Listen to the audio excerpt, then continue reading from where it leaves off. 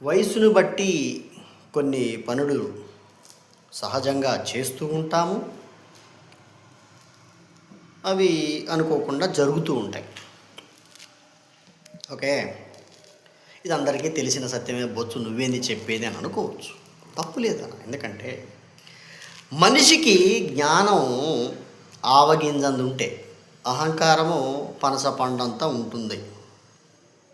ఇది కూడా మాకు తెలుసు, బొచ్చు నువ్వేంది చెప్పేది అని అనుకోవచ్చు. తప్పు లేదు.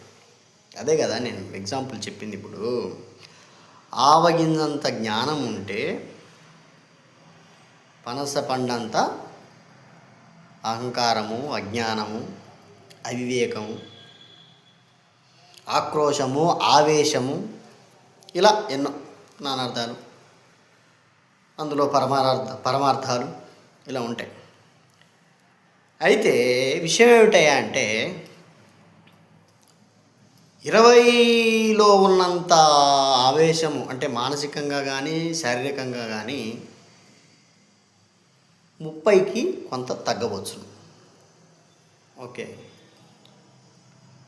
30లో ఉన్న ఆలోచన కాస్త ఉడుకు రక్తం తగ్గి చల్లబడుతుంది అప్పటికి. ఎందుకంటే కొన్ని కార్యక్రమాలు జరుగుతాయి కాబట్టి జీవితంలో, ఏవి సక్రమంగానో అక్రమంగానో. ఓకే.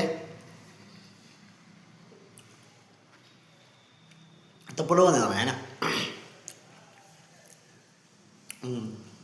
పులుపు తినంగానే ఎక్స్ప్రెషన్ ఎలా వచ్చింది? అలాగే జ్ఞానం అనే గుళిక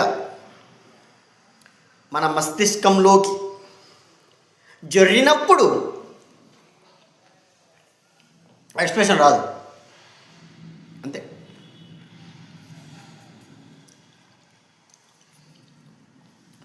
జ్ఞాని ఎప్పుడూ అన్నిటినీ పూర్తిగా వ్యక్తపరచడు.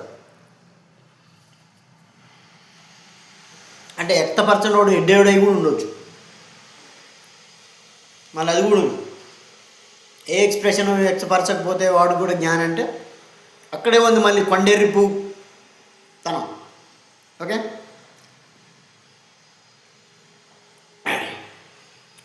ఈ మధ్య ఒక 20 days నేను సోషల్ మీడియాకి చాలా దూరం ఉన్నా. ఎందుకంటే ఒకటే లొల్లి, ఏం చూసినా అదే లొల్లి. ఆ లొల్లి అంతా మీకు తెలుసు, అందుకే దూరం ఉన్నా.